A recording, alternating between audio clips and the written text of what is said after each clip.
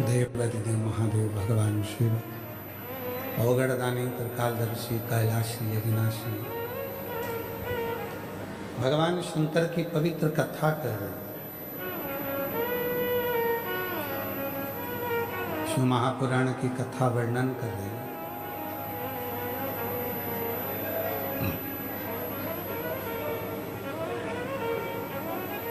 एक आस विश्वास केवल और केवल शिव पर।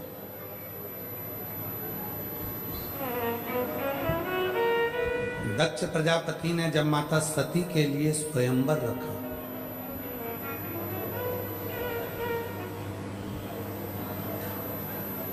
सब देवताओं को बुलाया उस स्वयंवर में। दक्ष प्रजापति ये जानते थे कि सती शिवजी को प्रेम करती है।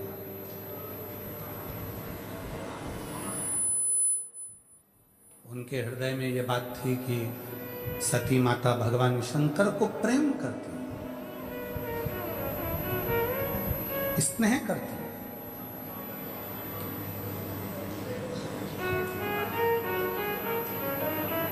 फिर भी दक्ष प्रजापति ने शिवजी को नहीं बुलाया और बल्कि एक पत्थर की मूर्ति बनाकर दरवाजे पर खड़ी कर दी।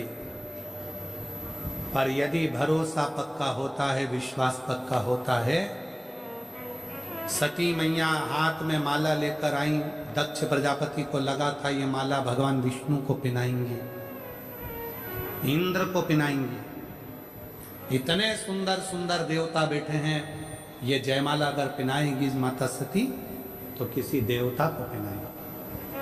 पर माता सती ने देखा कि पूरी सभा में कहीं शिव नहीं,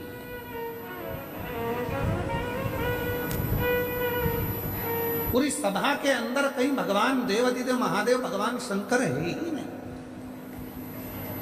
और सखी कह रही है सती माता से, सती जिसको तू प्रेम करती है वो शंकर भगवान को तो तेरे पिताजी ने बुलाया ही नहीं। और तो और तेरे पिताजी ने एक मूर्ति बनवा के दरवाजे पर खड़ी कर दी हंसी उड़ाने के लिए। नहीं आए ना, कोई बात नहीं, शिव नहीं आए, कोई बात नहीं। माला लेकर मां सती चली।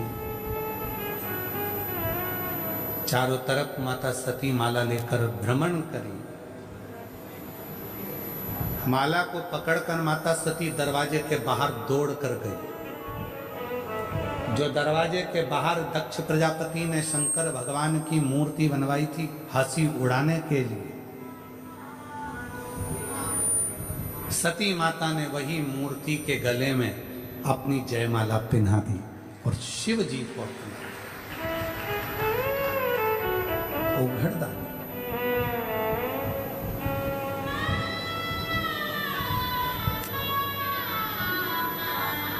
दक्ष प्रजापति बोले, दक्ष प्रजापति ने कहा, दक्ष प्रजापति बोले कि ये तो पत्थर की मूर्ति पे इसने माला पहनाई।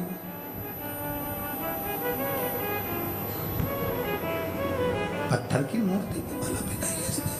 तो दक्ष प्रजापति कह रहे हैं शंभो शंभो शंभो शंभो शंभो शंभो शंभो।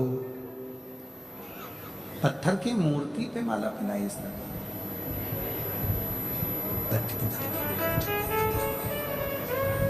शंभो शंभो शंभो शंभो शंभो शंभो। मुझे कोई मतलब ही नहीं, इसने तो पत्थर की मूर्ति पे माला पहनाई। सती का विवाह तो मैं करूंगा एक अच्छे देवता के साथ, शिव के साथ नहीं। पर जैसे ही सती माता ने माला पहनाई और माला पहनाकर माता सती ने कहा, भोलेनाथ ये जयमाला नहीं है, मेरी प्राणों की माला तुम्हें पहना दी, अब तुम इसे स्वीकार करो।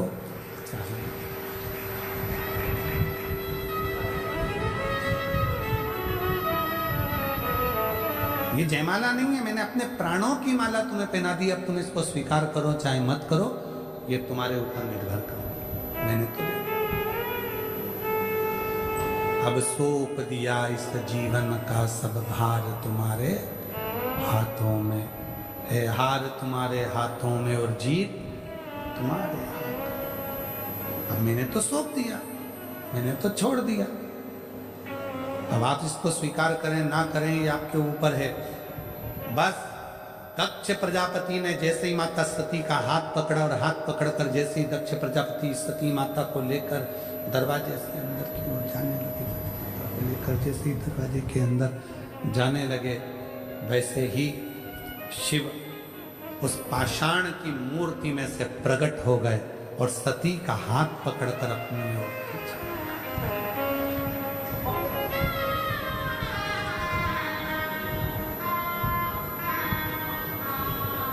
शिकार किया सती के उस माला को। दक्ष प्रजापति ने कहा पत्थर में से शिव जी कैसे प्रकट हो सकते हैं? शंकर भगवान ने जो शब्द कहा, बड़ौदा के एक एक बच्चा उस शब्द को जरूर सुने जो मेरे भोलेनाथ जी ने कहा दक्ष प्रजापति के सामने।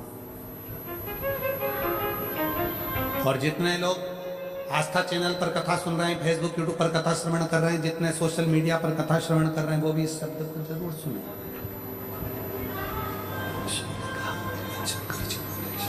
शंभु गला पकड़ रहा है बेटा, माइक फिर गड़बड़ कर दिया तुमने। शंभु शिव ने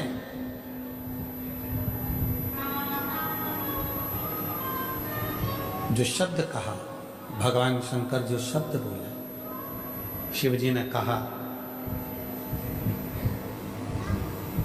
दक्ष प्रजापति आप कह रहे हो कि पत्थर की मूर्ति में से शिव कैसे प्रसन्न हो गए?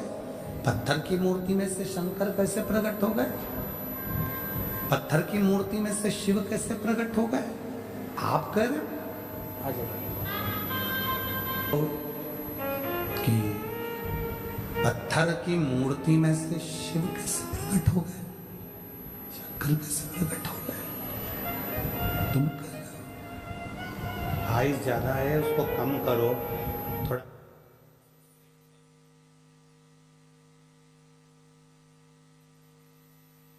शिव कैसे प्रकट हो गए? दक्ष प्रजापति तुम कह रहे हो कि इसमें शंकर कैसे प्रकट हो गए? शिव जी ने जो कहा वो आप भी धारण करिएगा। बसरेंद्र, शिव जी ने जो कहा वो आप भी ध्यान करिए। शंकर भगवान कहते हैं सुनो दक्ष प्रजापति, दुनिया की दृष्टि में लगता है कि शंकर का शिवलिंग पत्थर का है,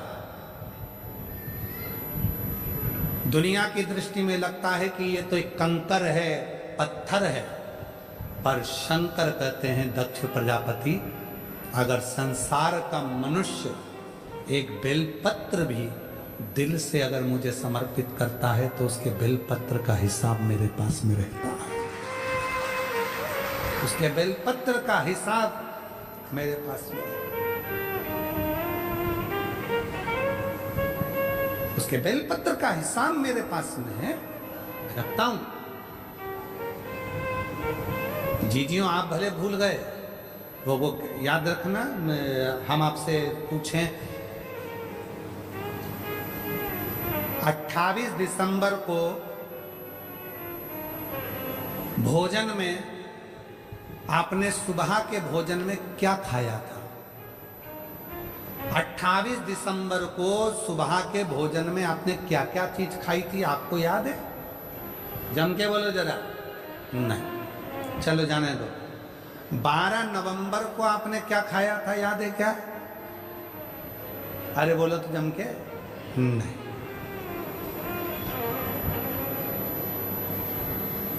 3 जनवरी को क्या खाया था सुबह भोजन में, याद है? नहीं। 8 सितंबर को क्या खाया था, याद है? नहीं। पर तुमने जो 12 नवंबर को खाया, 14 28 दिसंबर को खाया, जो भी तुमने खाया तुम्हें भले याद ना हो, पर तुमने जो खाया वो तुम्हारे शरीर में रक्त बनकर आज भी घूम रहा है और वो शरीर को बल दे रहा है, एनर्जी दे रहा है। वो जो तुमने खाया था,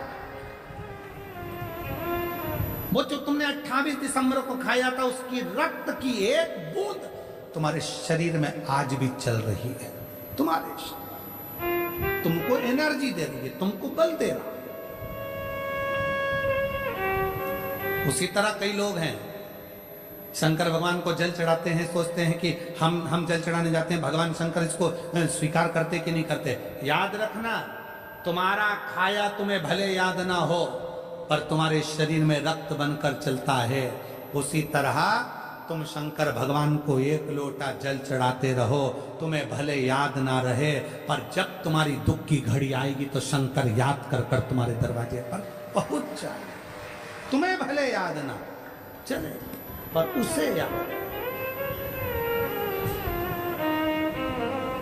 ये सीहोर वाले महाराज का वचन नहीं है, ये शिव जी का शिव महापुराण में दक्ष प्रजापति ने जब माता सती का स्वयंवर रखा और सती जी ने शंकर भगवान की प्रतिमा पर जब अपना वरमाला जयमाला पहना दी, तब दक्ष प्रजापति, तुम कहते हो कि पत्थर की मूर्ति को माला पहनाई? नहीं, ब्रह्मा ब्रह्मलोक में रहते हैं, भगवान विष्णु बैकुंठ लोक में रहते हैं, शिव पृथ्वी पर रहता है, मृत्यु लोक में रहता है। इसलिए ये पूरी पृथ्वी में जो कंकर है, पूरी पृथ्वी में जो जीव हैं, वो शिव है, वही जीव शिव है।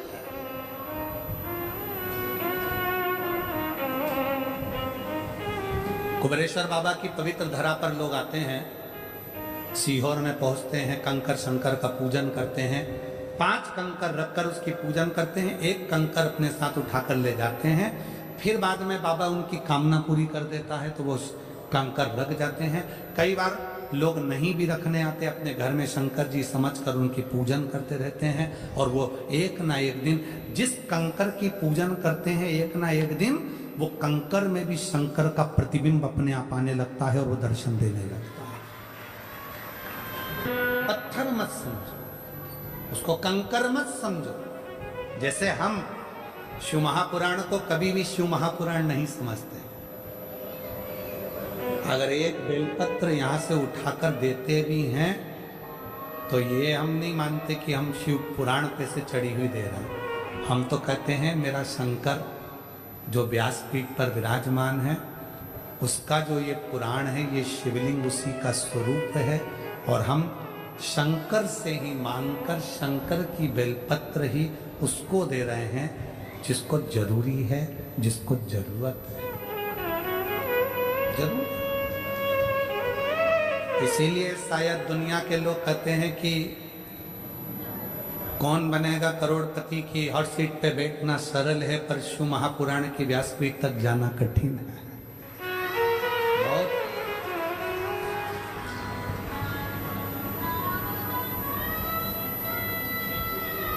वो कृपा करता है तब लोग यहाँ आते हैं।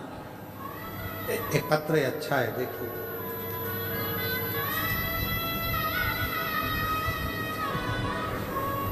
मेरा नाम अनिल लेख राजानी, मैं एक वकील हूं, आजवा रोड अमरदीप होम्स बड़ौदा में रहता हूं और मैं वकील हूं।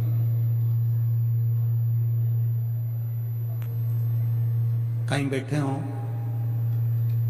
यदि कहीं बैठे हों, आप ही हैं, आ जाइए आ जाइए।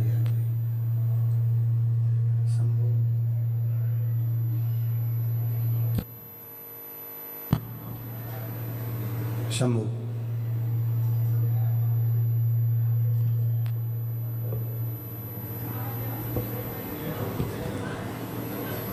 मेरा नाम अनिल लेखराजानी, मैं एक वकील हूँ, आजवा रोड।